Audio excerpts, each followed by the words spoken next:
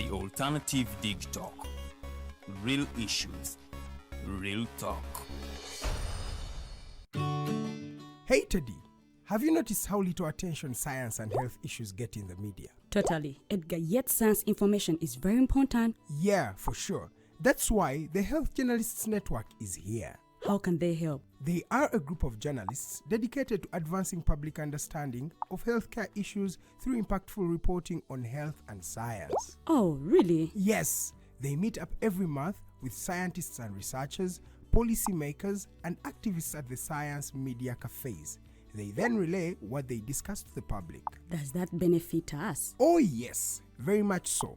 This helps with health and science literacy for a healthy Ugandan society. Okay. I love getting informed about science and health issues.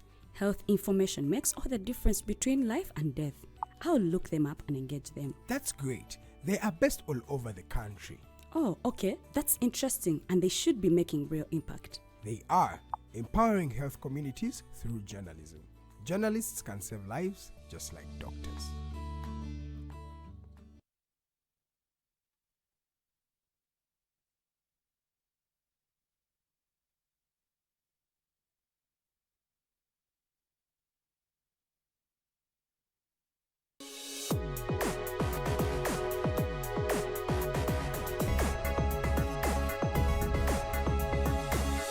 The Alternative Dig Talk.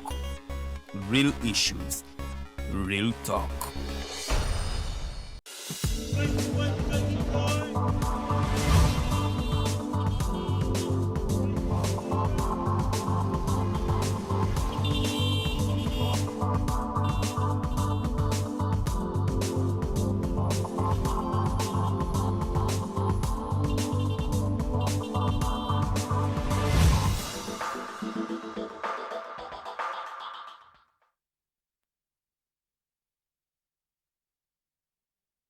All right, welcome back from that short break. We are still here. The conversation is very smooth with Honorable Kirabo Marion, and we are now delving deeper into our day's topical discussion, which is the youth influence towards the change of democratic dynamics in Uganda. We are seeing and we are about to see other youth being involved in some of the activities that are taking place in the country. Are they even part of that good change they want to see in Uganda? We'll be delving deeper into that, so please be part of this conversation and drop in your comment. I'll be reading it out, or if it is a suggestion or you submitting, please do it on all our social media handles at The Alternative Uganda, YouTube, and The Alternative Uganda Facebook. We are coming to you live from Uganda's capital, Kampala. Honorable Kirabo Marion, I would want to ask you, what do you think the youth should be, what is that role the youth should be playing in as far as their democratic rights are concerned? I think the youth are already playing their role as they are right now. One, they're offering themselves up for leadership. Given the population, over 70% are young people. It should not shock people. I was hearing a conversation on that this time presidential candidates are very many and they're very young. I think that was bound to happen, especially when they removed the age limit. And given the fact that the population is 70%. So it shouldn't be shocking to people that young people are getting involved and also want to be presidents. I think it's also a show of no confidence in the current regime, and young people are saying it's a way of protesting and saying, get out, you know. So they're taking up leadership. Secondly, they're supporting their fellow young people or candidates that they believe in. You see them in rallies, you see them on talk shows, you see them speaking out, you see them on social media, giving their opinions about certain things, holding their leaders in check when they do not do things that are right. We have seen the several exhibitions that are there talking about issues affecting Uganda and things going in Parliament. So they're participating, they're having their voices heard, they are associating A lot of them are joining political parties. A lot of them are involved in the mobilization process. So I think they're doing their roles in terms of the democratic systems, but they are also trying to be, you are also seeing them in the protection of human rights and liberties. You see them at court. Whenever someone is arrested, they show up for their people. You see them mobilizing online to make sure they get bail money. So they are participating in each way they can in this democratic process and playing their role. I would say I give it up to young people for the innovations that they have also brought to this political space. Yeah. I think for the first time I have seen people fundraise online for a cause, for a movement, and I think that that culture should remain. And seeing them speak up even when it's too dangerous to speak up. Recently, a Makerere student is still behind bars because they gave an opinion on Twitter and they were accused of hate speech. But you still see young people on social media still speaking out. And to me, I give kudos to young people for continuously pushing even when it is hard. Yeah, but we still see a reasonable percentage of the youth still not aware of this. Like, they are still there. They don't know what's happening. Like, people are now choosing, like, if you now social media, like, you see most of the youth are no longer interested in anything that is related to politics. Some of the youth, like a reasonable percentage, is into what's funny, what's entertaining. And like, there is that percentage where you fall, people like you who are now coming out as youth. But we still have that reasonable percentage that is still out of this. They don't even know these statistics that we are among the youngest populations in the world. Like, they are not involved in this. What is the main problem? I don't think that is per se true. The thing would be perhaps because the internet is so limited and a lot of young people perhaps don't have access to it. That's why you're not seeing maybe their thoughts. But I think the youth are quite engaged. I mean, if you look at, and across political parties, look at the NRM primaries, most of the people who showed up to vote were young people. If you look at the vetting processes in NUP, young people. Even when you go to the so-called DFs and PFF, they will tell you that without young people, they have no engine, they have no fuel, they have no drive. It's the young people driving the politics, as you can see. Most of them may not be on the internet, but they are the ones that people will mobilize to show up for certain events. So they are involved. Like I said, the question is, how do you see that involvement? How do you see that expression? Are you gauging it from the internet? Are you gauging it from, and of which in the internet I've seen when you go to TikTok, even when, because I mean it's an entertainment platform. Yeah, these social medias were initially entertainment platforms. It doesn't mean that when I do funny videos that I'm not interested in, let me say, Hamchigundu taking over Nachivuvo. It is because I'm only human, and once in a while I like to make funny videos. But it doesn't mean that I am not involved in the politics. I've actually seen young people use their comic videos to criticize and, you know, and bring out the corruption and the evils of this government. So I wouldn't see it in that way. I would say perhaps they don't have these venues given to the limited scope of the internet, but you see that no one can have that political drive without young people, and people actively, politicians are actively mobilizing them, so they are involved. Like, but the issue can be access by the platforms to express those opinions. No one is giving them that platform to come out and speak. speak. Second, it could be that I think it's mostly access. It's mostly access. It's mostly access. But I would also say that, you know, with access, access is because of the resources that you have. Most young people do not have the resources to even get that access to express themselves on different platforms. So I think really that's the big issue.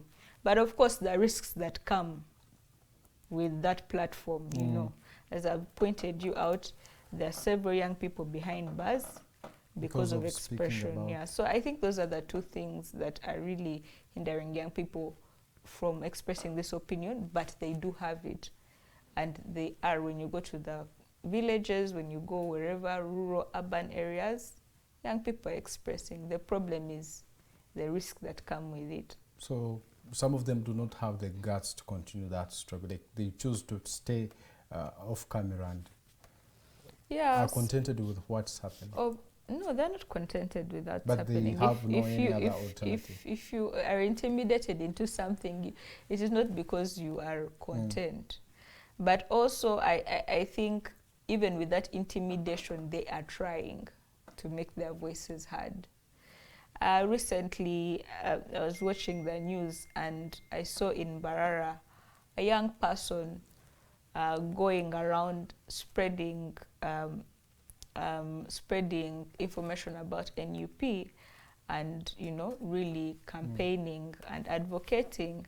And you see the way he was whisked off and put into a car, and I'm hoping that he was released. But sometimes these young people are not released and they end up coming out of prison with injuries and all sorts of trauma, and sometimes we never see them again.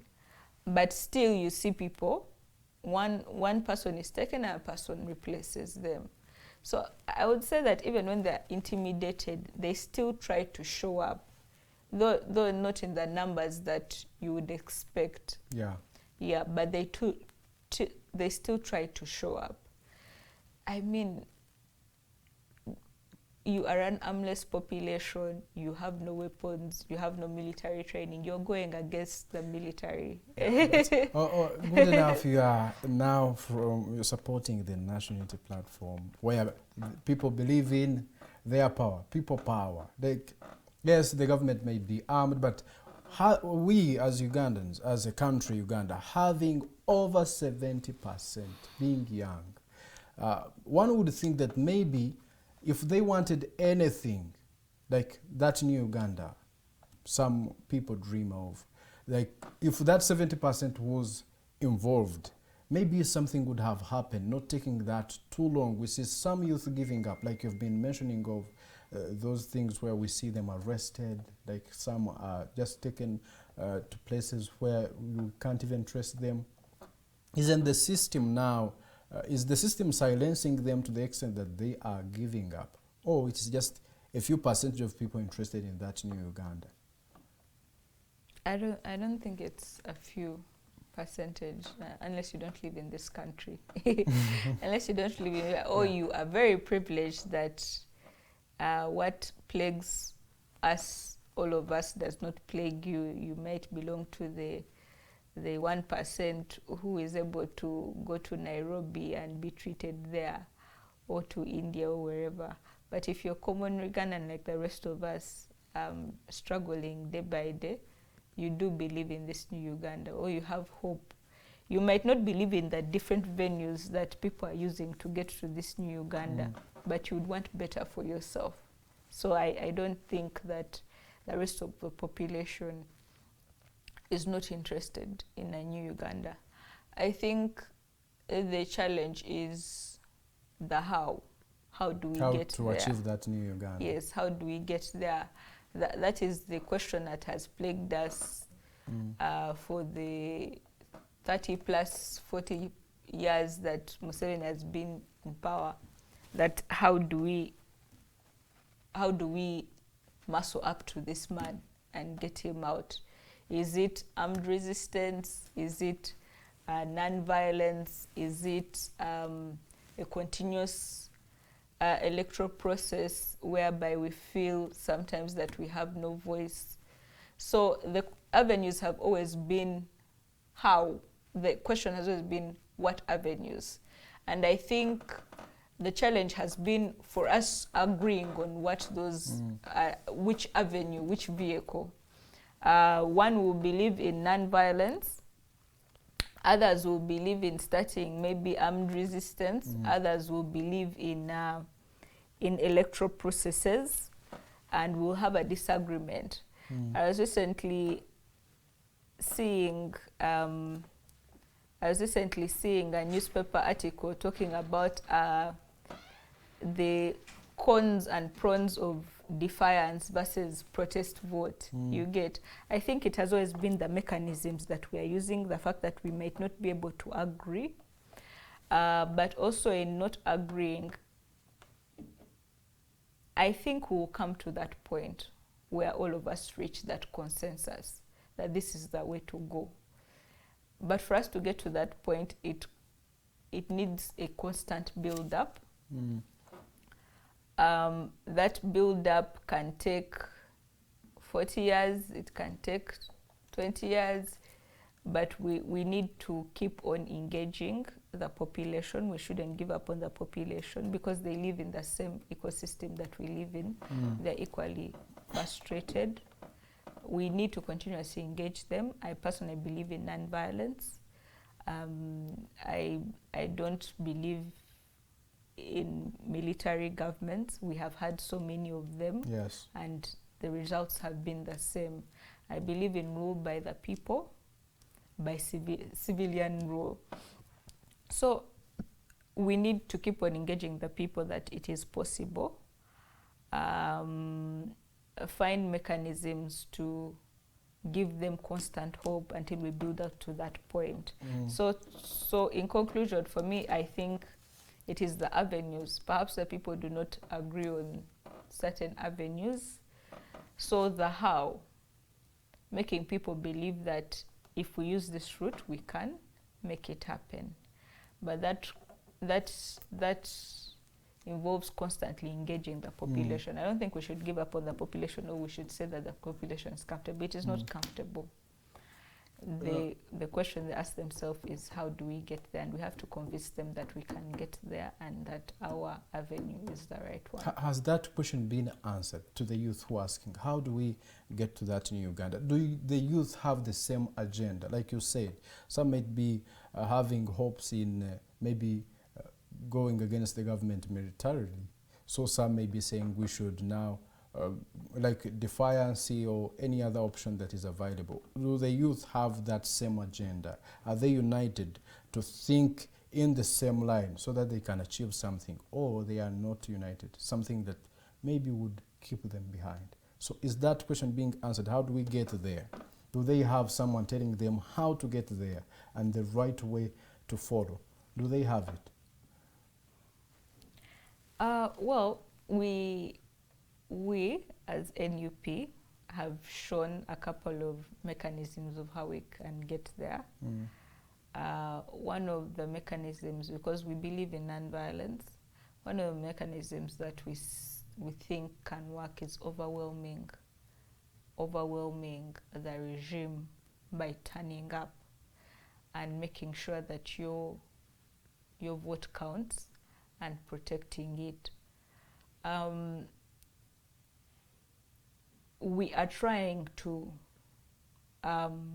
engage the population, trying to show them that, you see, if we do not turn up, we're going to constantly have these people in power, and it's going to get worse and worse. And they are going to grow wings because they feel like we cannot do anything about it, that we are powerless. So we need to fight back with our voices. We need to fight back with our vote. We need to show them that we can do something in the ballot. You get.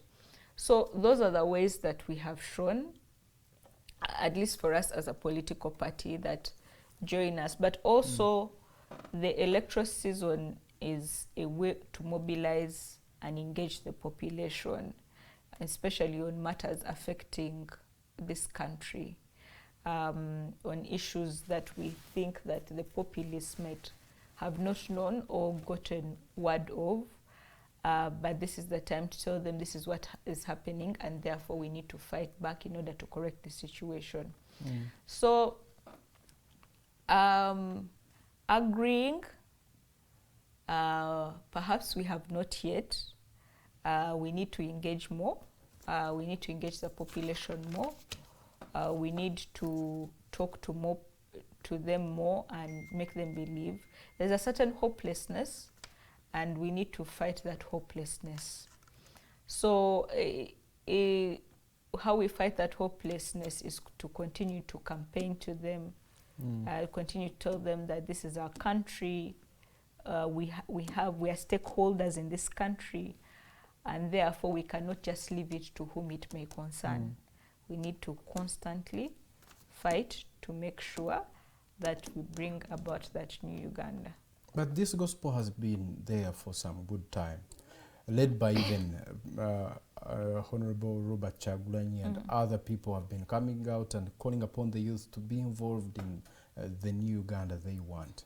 Why are they still powerless? The largest percentage in this country. Why are they still powerless? Why is it still hard for them to understand that new strategy to follow for a new Uganda? What is forcing them to give up somehow? I don't think they have failed to understand. Like I said before, you cannot, let me say, gauge how long a struggle can take. Liberation does not go at your pace. Building a movement is a step-by-step process, and it takes a while. And I gave you examples from, let me say, South Africa, let me say our own independence struggles, that when you're fighting against a powerful enemy, an enemy who is armed, an enemy who has these resources, Western allies that keep him in power, that continuously feed his arsenal, an enemy who has a spy network and forces everywhere. You, a person without resources, without, let me say, access to that network, you are unarmed, and you are civilian, and perhaps a good percentage of your population is even uneducated. So really the social class also puts them out of being able to access these resources and networks. That person, they cannot just come and fight you and muscle the gun out of the regime. You get? Yeah. By the time you reach 3-5 steps, you're shot dead. So that person has to use guerrilla tactics. That person has to, every step they take has to be strategic. That person has to take time planning on how to outwit you. And sometimes that takes long. Sometimes for the case of the apartheid, it will take maybe over, you are in prison for 20 years, like Nelson Mandela. Or it can be like the Arab Spring. Some dictators have even spent 20 years in power, and you're not being able to what? To get them out. And here comes this global, this international global movement that sweeps across Arab countries. So the thing is that the populace is not helpless. It has been fighting back. You get? But as in every war and every let me say, every journey, there will always be that one point where things explode. It may take long, but that doesn't mean that we should give up. We should always show up to the battlefield every day, because at the end of that day, sitting back will not help us. There are some things we can salvage by showing up every day that we wouldn't have been able to if we lay back. But there are some youth who are now choosing to give up. Like their fellows have died, have been, some are still in prison as we speak. So there is that population that is now saying enough is enough, let's give up. A population that would still not be with that struggle, they wouldn't still be in that struggle until maybe that special day where things now change for the better of Uganda. What could you tell those people out there who feel like this is the time to give up? Our brothers and sisters are dying. nobody should go into real grave. We are seeing this is a total grave. We shouldn't be involved in such. Our lives may be no more if we are involved. I think they should look to history. History has shown us the more repressive and violent a government is, it's usually signs that that government is in the evenings of its life. That because it has overstayed in power, that it first of all no longer has the moral legitimacy to stay there. It is turning on itself. The strongholds or the strong men and women who would have kept it have lost their grip, or some of them have passed away and have died, and therefore they need violence in order to keep the faith of the people with them, or to keep the people under them. So usually when a regime becomes more and more violent, it means that it is on its way, because the more repressive you become, the more people resist. And there will be that ticking point whereby it all explodes and we are able to take back our country. So to them, I would say that we shouldn't give up. We should keep on fighting. And one day, sooner than later, we will have our country back. The youth have been used by politicians, some politicians, to fulfill their agenda. A wealthy politician gives the youth money to be. We have seen the so-called Gari. So, and they have been misused. Some of the Garis are in prison. Those groups now, they were arrested. Like, some politicians are using the youth for their own good. So maybe this becomes one of the reasons why the youth are now saying we should get rid of now politics. Let's be out of politics. They are just using us. People are getting better after reaching up there with the support of the youth, but they still stay down. This is one of the reasons they are giving up. So you as a leader, what is your say about that issue where the youth are being used by these politicians? Give you 5K, you do this, you do it for him, he or she gets whatever she needed, and then you, the youth, end up in prison. What is your say about this? What should the youth do on this? I think the youth should know their worth. That 5,000 should not be enough to buy your integrity and to buy but your they vote. are poor. They even need that 5,000. Yes. They are hungry. Yes, I understand that most young people are languishing in poverty, and it's deliberate by the current regime to put them in that vulnerable state, because if you're hungry, you will not think about the struggle. who becomes, who doesn't. You're thinking about what your next meal is.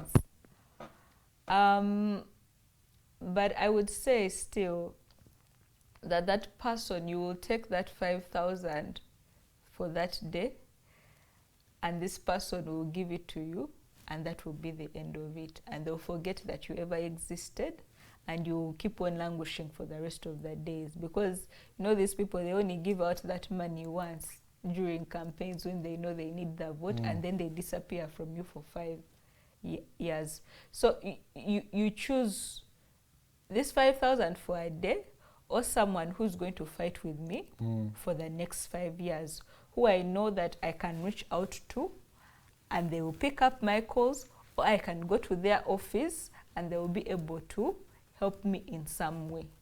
So is it this small 5,000 for a day, or someone who's going to fight for me for 5 years? You need to weigh that opportunity cost, because how many, I don't think you can give everyone 5,000, but you can do things in your community as a leader that can greatly improve people's livelihoods and transform your community. Yeah. Thank you. So when do we see now the youth being on top? Like, you may say, when the youth learn this, when they do this now, when they get involved in such, soon and soon we are going to see the youth on top. What could be some of those things you say that if the youth start doing this and that, they will be on top? I think the youth have started doing it, getting involved in the politics of their areas, reaching out and actually making themselves agents of civic education in their communities, getting out there and, you know, trying to improve their livelihoods. You know, we have seen a lot of young people starting up small scale businesses, because one of the things that holds us back, especially politically, is the poverty. Like I gave an example, when you're thinking, when your stomach is hungry, you can't think of any other thing. You can't think of any other thing. So young people are trying to find alternatives. There are no jobs, so they are trying to build businesses. The trouble is that the climate, recently we have had traders go on strike because of taxes, and some weeks before that there were young people online very aggrieved at how URA is constantly holding their goods at the airport and not allowing them to access it because of the high taxes. But I also think that that level of advocacy is also important for young people, that I'm starting my business, let me fight to make sure that government policies change so that I can have this environment to run my business. So we just have to constantly and fearlessly, and the keyword being fearlessly, advocate for what we deserve, or for what we think we deserve. So we deserve an environment whereby our businesses are not constantly choked on taxes, and therefore we find avenues, irrespective of political parties, avenues in which to advocate for those harsh policies to be removed. We are constantly going out to the community and telling people, like March to Parliament, no to corruption and the corruption that's taking place in Parliament. But also I think what could take it a notch higher and help us is what I would say that for example in East Africa, I think we have gotten to learn that our situations when it comes to our politics are not that different.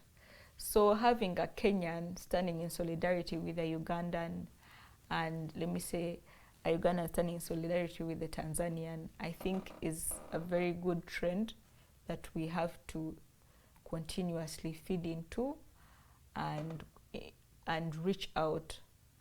I think there are things that we can learn from each other, new strategies we can learn from each other, but also when things become too hard, your Kenyan brothers and sisters can be able to shield you.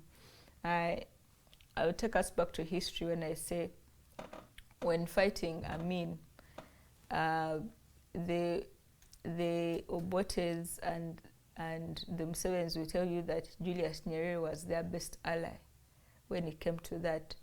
Perhaps alone they would not have been able to get rid of that government. Him. But with the help of Julius Nyerere, they were able to.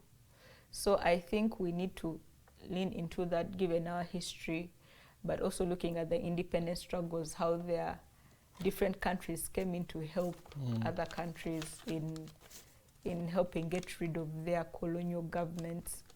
So I think it's a good thing. It's something that has popped up that we should encourage. The other thing is that solidarity that we have seen. When someone is locked up, we're able to mobilize. I think it should continue. I think we shouldn't give up on that. Those are good and innovative things that we are coming up with in this struggle. And I think we should keep them up. So I believe that if we constantly do what we are doing and find ways to improve it, yeah, our time will come. Yeah. So, like now, the strategies, you, the leaders, though you're not yet in power, but you've been a leader somewhere, or you still hope to put up some strategies that would help maybe the youth or any other Ugandan, but now specifically the youth? Are there strategies that the leaders have put in place for these youth so far? Or the youth are just there on their own suffering? Strategies, you mean government or as any person, like the leaders specifically, or in the government, or even like other people outside government, like who are trying to put there some strategies for the youth to come on top? I think the strategies that have been put in place have not worked, especially by government. And the reason why they have not worked is that the environment does not allow them to work. If we're talking about, let me say, and for me, really, nothing can work until this government changes. That is my belief. No matter how good your projects are, they will be corrupted in some way, they will be co-opted in some way. So, for example, PDM, and I've been going around my constituents, the fact that there's a lot of corruption within the PDM process. One, people get money in other people's names and never deliver it to them. So even when you keep on pursuing this money, it seems like you have to go through a lot of loopholes in order to get it. And it seems like you have to be a bit connected to someone in the office to get them. But even when you get, there has to be that percentage that goes to the person who has what? Who has helped you get that PDM. So instead of 1 million, you come back with around 6, 8, and you're supposed to pay that for the 1 million. But also, given the hostile business environment, the heavy taxes, let me say the road network, let me say jam and all those, but also the price of the rates of rent. The cost of business in this country is very expensive. So you see that even the 1 million they give you is just a drop, that it cannot even cover the expenses of the business that you're running. So in the end, you're going to invest it, but because it was not enough, you're not able to even get the profits to feed back, to pay back the loan, or for it to be impactful. So for me, I think the first thing is that we need to fix our business, because the most thing that is affecting youth is livelihood. Most of them are struggling and living under the poverty line on less than $1 a day. So, and a good chunk of them are now educated, but they still don't have jobs. So we need to look into the economy, the business environment, reduce the taxes, fix URA, because I know for a fact that the corruption in URA is some of the reason why someone is taxed so highly, but when you go to estimate how much tax they're supposed to pay, it's much less. So the corruption everywhere is making the business environment so hostile. But also, given the fact that we're in election time, and the more that this government wants to remain in power, the more that it needs resources for that. So they will tax the to population, be able to fund into oblivion. Yes. But also, given the fact that the Western allies are pulling out on some of you saw the whole debacle with Trump defunding and reducing funding that's sending to other countries, and Uganda has been affected. So that also puts more pressure on us, the taxpayers, because government wants more money to fulfill some of these programs. Yeah. But still, now the opposition has been celebrating this, saying this is a good move if the foreign government stop funding Uganda. And now it is the Ugandans, the youth, who are facing this in a hard way. Like the government will still need those taxes, and the government will need them from the people. So, not the spokesperson of opposition, but do you think this is a great move if the opposition can celebrate such a move when funding is reducing on our side, and yet there are Ugandans who will suffer the consequences? I think it comes from the notion that the element of there being a social contract between government and the people. We pay you taxes, you have to provide social services, and if you don't provide them, we will turn against you, we will riot. Now the thing about the thing about having someone else paying that bill is that the government now has to account to someone else other than the people, because it's the foreign allies that are facilitating you. And for them, they will not care about whether your people are in poverty, whether hospitals are a mess, or whether your roads have a lot of potholes. No, for them, they will care about, let me say, their interests. You know, their interests being, let me say, in countries where there are minerals, they want to take away the minerals. They care about their multinational corporations having an environment for them to thrive.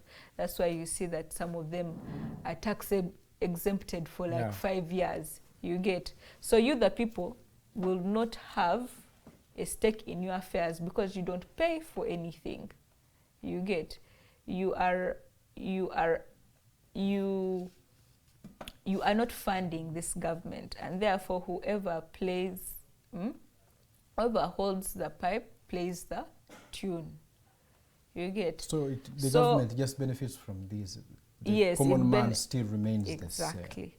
Now, on the other hand, if these foreign allies pull out their funding, meaning the only people who can fund would be the common Ugandan, where the youth are 70 and above percentage. So you're taxing me into oblivion. I have no job. I have no means of livelihood. You are putting me under this hostile business environment. Perhaps it can drive me to stand up to you for the sake of my well-being, and tell you that, you know what, I am tired of this. So it will act as a wake-up call to all Ugandans to now say enough is enough. Let's fight for that in Uganda. All right, that's really wonderful. We are still with Honorable Kirabo Marion, and we are talking about youth influence towards the change of democratic dynamics in Uganda. She has really given us a great submission on this issue, and I believe you people out there are learning. We are all learning, even me here. I'm learning, she's learning as well, because though she's the one teaching us. So I would like to ask you about these youth now. Like, what can they do now to get out of poverty? Because we all agree that the reason as to why they have been out, their voice hasn't been heard. Partly unemployment and poverty has contributed a lot. They feel like they are very desperate, they need money to survive, so politicians can fool them in whatever way they want. How can they eradicate poverty? Or how can they even deal with unemployment as the government gets better, as we reach to that in Uganda? As the government gets better. Unlike other people, I don't believe that our lives can improve unless we change this government. Because day by day, they show you that they don't care about you. And it is very hard to... There's a role that government plays. I would say, for example, right now we are having the tax debate about the price of goods and the cost of business in this country. The only person who can reduce taxes is government. When we're talking about the road network, our potholes or the flooding in Kampala, the fact that when it rains, moving becomes entirely impossible. So if it's going to rain for 1 month, then most likely you may not make money for that 1 month if you're a businesswoman, because there's no way of transportation. When we're talking about being able to compete in this market where there's a multinational that is receiving a 5%, a 5-year tax exemption, and for you, the local business that is starting, employing Ugandans, and who's, unlike the multinational whose capital is going to go to their country, your capital stays here, that you're not given the same exemptions, that is all government. You get. So if you have a government that doesn't care, there is little you might be able to do. If you have a government that is not driven towards making sure that its people prosper and is frustrating that prosperity, there is little you might be able to achieve. But on the other hand, I would say that what young people need to do is continuously to advocate for themselves, continuously fight to make sure that that some of these policies are done away with, advocate for a better business environment, advocate for better health services, advocate for better roads. Let's continue what we've been doing. I mean, we have had the pothole exhibition, and now we see that road repairs have started and the roads are looking better now. We have had the corruption exhibition. We are yet to see results from there, but you can clearly see that our push has some low-hanging fruits. Yeah, you've talked about like tax exemption on the foreign investors who come here to invest in Uganda, and President Museveni has been saying that all these are moves to solve unemployment. Like if investors know that in Uganda for the first 5 years you will not, you will be free from paying taxes, they will be attracted. And when they come here, they set up their factories and the youth will get jobs. So unemployment will be solved. The president says he has been doing his very best to make sure that the youth have a better life in Uganda. Don't you think this is a good move, where investors are given such favors for them to be attracted to come in Uganda, for our youth to get jobs? Well, he has been in power for 40 years. Do you feel like the lives of young people have improved? Are they just going to improve in these 2+ years towards elections? We have been complaining about unemployment for how many years now? And he seems to have But it's not a found slow process, like you said. You can't solve all the challenges at once. Not Maybe really. he has done really. something. I think when we look at countries that we aspire to, let me say, okay, Western countries, or let me say, but also our neighbor Kenya. Yeah. You have seen that in the last 40 years, there was a time when Kenya was a bit worse off than us. There was a time when actually Uganda was doing quite well. But in the last 40 years, we have lagged behind most of our East African counterparts. We can barely compete with Kenya. Rwanda seems to be moving fast ahead of us. You get. So I think if you want to weigh him, you compare him to what other countries have done in the last 40 years compared to him. How has our progress done? Those countries have been, okay, apart from Rwanda, have been trying to change presidents, and you can quite see that they are progressing quite well, better than us. So I think that gives you also a question on, is it necessarily that this man is doing what he's supposed to do, or maybe he has run out of ideas and he should leave and let other people take over. All right. Thank you so much, Honorable Marion. It's really nice sharing with you. So now I want us to take a look and Kampala now. Like there is this issue where the Lord Mayor Elias Lukwago has been fighting so hard, saying Hamis Chigundu wants to overtake Kampala. He has got authority probably from President Museveni to take over the Nachivubo drainage channel. And we had Lord Mayor saying that some councillors were actually supporting her, although they came out yesterday and were like, you must apologize. If you think any one of us took the money, point them out. Who is this person? What is your say about this? As someone who's planning to come into leadership, what do you say about this issue? Is Ham right? Well, I would say that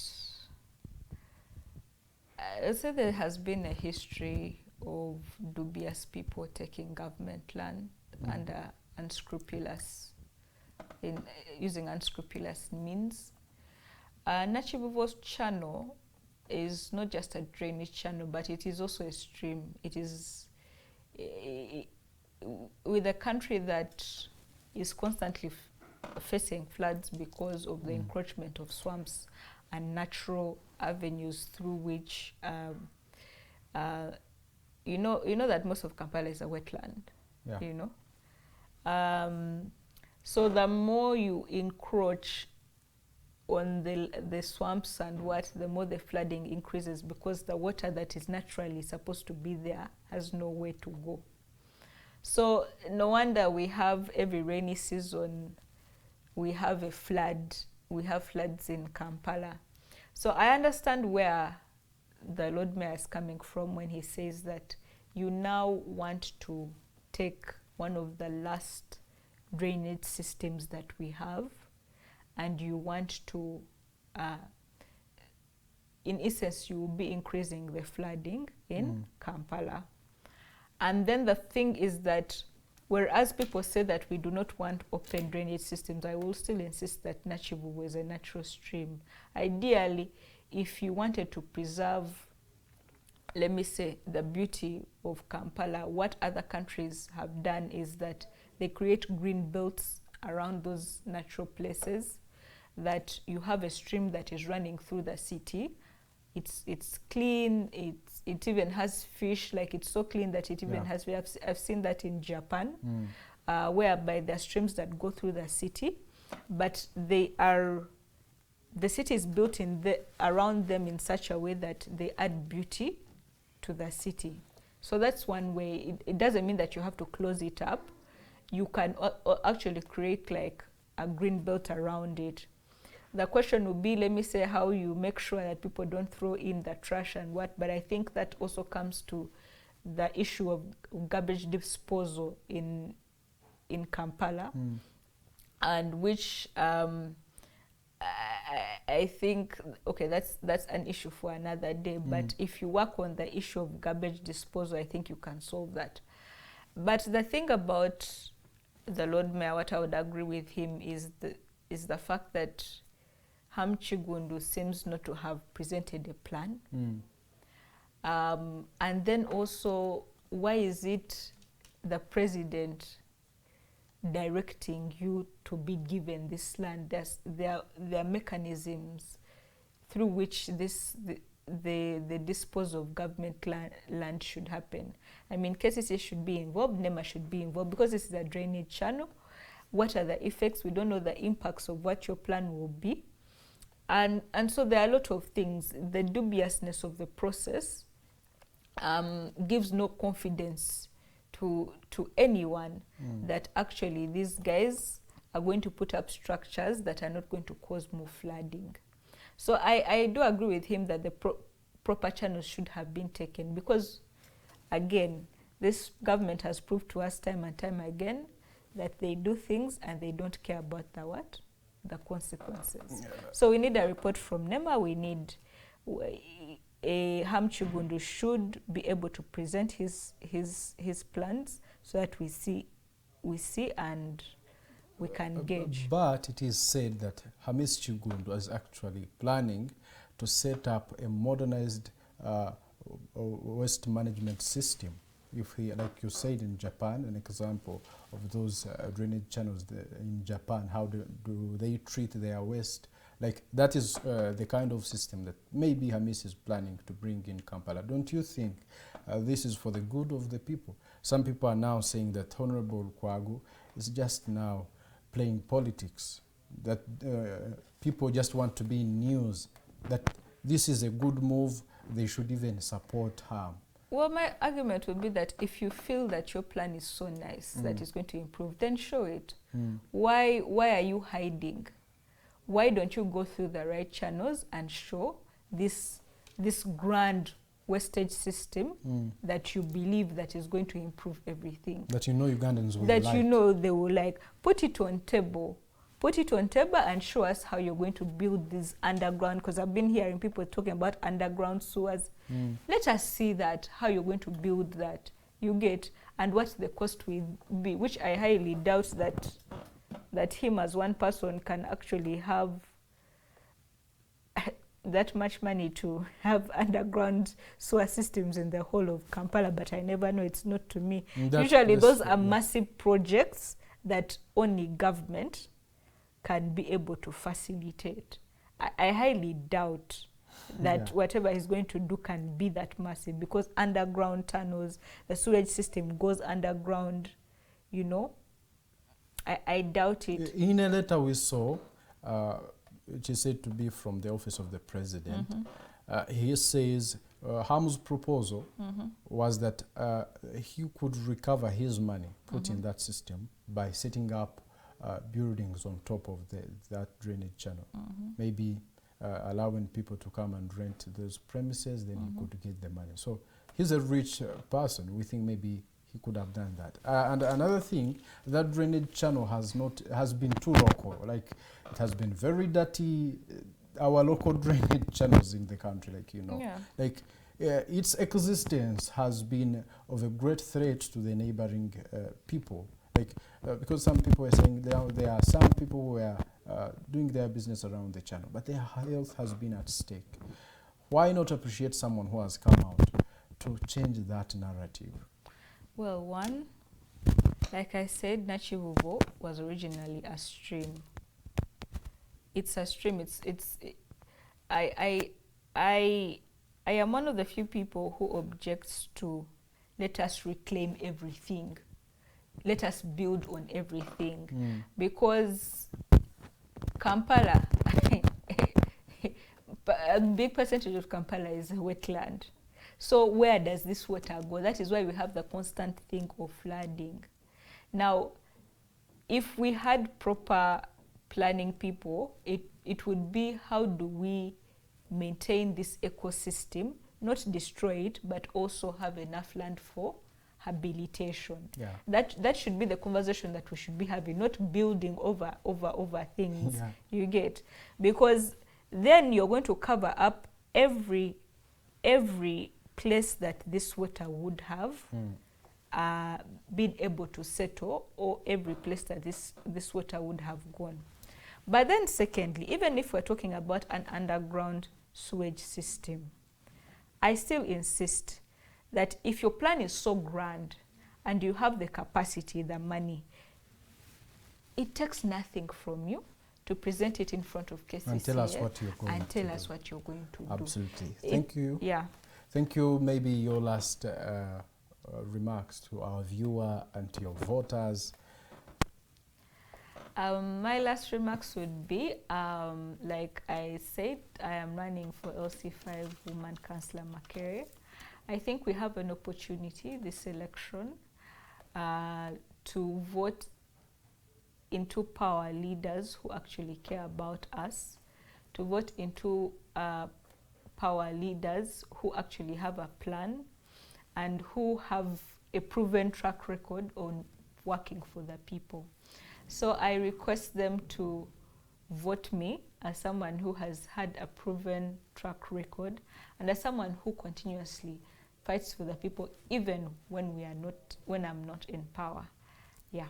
Thank you so much. That was very interesting. We now wish to say goodbye to your viewer, but we thank you for always following us If you have watched us for the first time, this is Digitalk TV. We are operating on all our social media handles at The Alternative Uganda. Thank you, Jeremiah, for watching us. I've seen your message. You have been following, and all of you out there who have followed this conversation. I've been with Honorable Kirabo Marion. She is aspiring LOC 5 woman councillor, Makerere University. She's coming on the NUP card. So we do thank you so much for joining us here on the Mighty Drive and for really teaching the youth out there. I believe right now the youth would now be on top because you have encouraged them. Thank you so much. It's been a great pleasure having you. And to our viewer, thank you so much. I remain Kenneth Rweminemerwasimba. For now, good afternoon or evening, depending on the time you're watching this.